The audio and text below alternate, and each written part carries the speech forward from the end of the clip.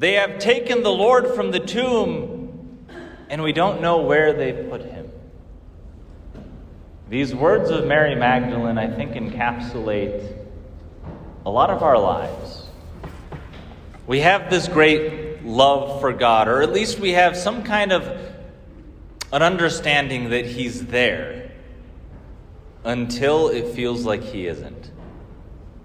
And we might be in between doubt and belief, right on that fence a lot. Where we want to be devoted to God, but then when he's so silent or is acting so slowly, we assume he must have been taken away. We don't see maybe his silent action of what occurred on Holy Saturday. Because obviously we're here on Easter Sunday and we think it's great, the Lord is risen, but maybe in our day-to-day we're more in that first impulse of Mary Magdalene, where instead of saying he's definitely risen, she says, I don't know where he is. That's, I think, part of our human condition. It is that we have this impatience with the Lord. And where we might have some frustration with him as well, because he doesn't do things as we would like. What's beautiful is that on Holy Saturday, when it seems like the Lord was doing nothing, do you know what he was actually doing? On that night on that day of Holy Saturday, he was descending into the depths. Because in his life of teaching and preaching and healing and suffering and dying on the cross, he was redeeming everybody. Those who lived at that time, those who would someday live, but then also those who came before. Very often we think how unjust, how mean, how unfair, how cruel that Jesus saved those who saw him. That we could hear about him after the fact. But what about the good people who lived before? Holy Saturday was when Jesus went down to, from the underworld, bring up all of the just who lived before. To go back to Adam and Eve and to say to them, the first parents of humanity, rise, awake. Come from that place to which you were never destined, and instead go to where you have your eternal inheritance. Now, why is that important for us? That when it seemed like Jesus was just dead, even though he experienced death in his humanity, in his divinity, he was going down to the very depths of human experience.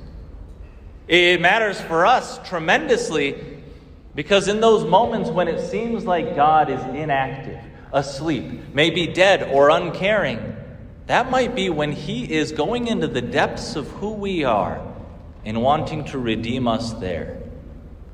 Too often we think the only thing God is concerned with are our successes, and those might be so few and far between that we feel we have nothing to present to God. But he doesn't want just our successes. He wants our doubts. He wants our pains. He wants our failures. He wants to be able to go down into the depths to redeem those places that we maybe have considered off limits to ourselves and to him. Maybe because of the pain that we feel whenever we think about something that happened or something that's happening. Maybe about the frustration we might have with him at this very moment. And so we don't even want to show him that frustrated part of our heart.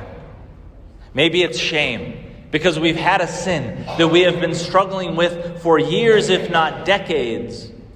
And we think, I can't let him into those depths. There's no depth of who you are that the Lord will not reach into.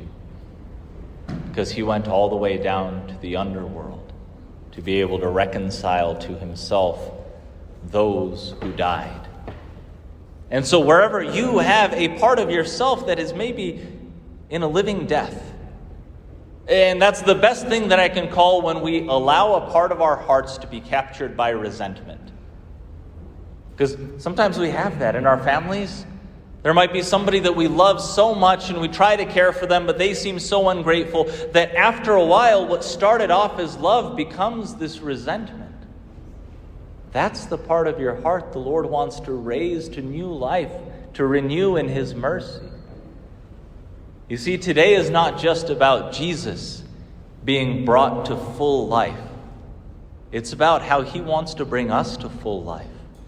He didn't rise just so that we can see how great He is risen in His glory. He rose so that every part of us can be brought back to full life. But it will only do so if we give it to Him. Friends, the joy of Easter is meant to penetrate every single part of our lives. It will only do so if we give God permission to access every single part of our lives. And in order to do that, sometimes what we need to do away with is a victim mentality. You notice what Mary Magdalene said. She said, "They have taken Him from me." And that's natural in her situation. I'm not trying to fault her. She's the apostle to the apostles, one of the greatest saints the church has ever seen. But that attitude of "they have taken away my blank," that's what the Lord wants to heal in us. It might be joy, right? The church tells us today, "Rejoice and be glad, for today is made by the Lord." And we might say, "I can't rejoice because look at who's in charge of my country or of my state. I can't rejoice because look at my family, there's just so much chaos. I can't rejoice because my health, it's not all that great."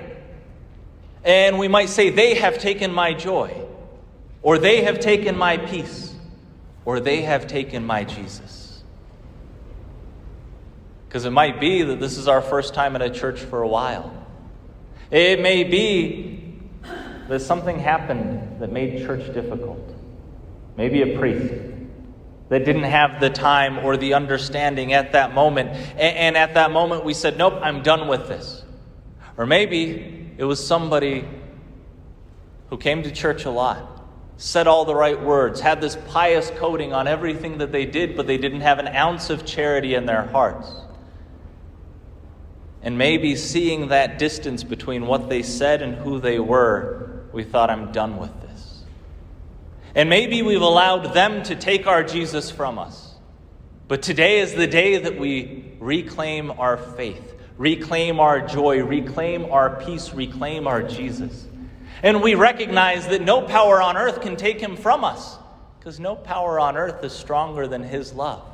We can only ever forfeit our joy, forfeit our peace, forfeit our Jesus. But in the power of His glory, risen, triumphant over death, we can reclaim it. We can say, "You know what? Those parts of my heart that are the depths of my suffering, I give those to you, Jesus, because I know that that's where you want to enter, so that you can breathe new life into me.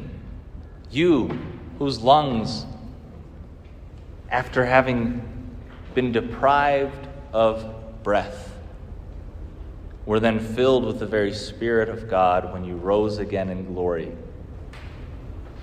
I feel depleted. I feel like I have no strength in me. Fill me, Lord, with your Spirit, so that I may come to not just this life that I've been living, but an even more glorious life that is life in you." That is what He has for us on this Easter Sunday. And that is what He allows us to carry into our lives of living out this faith day by day by day.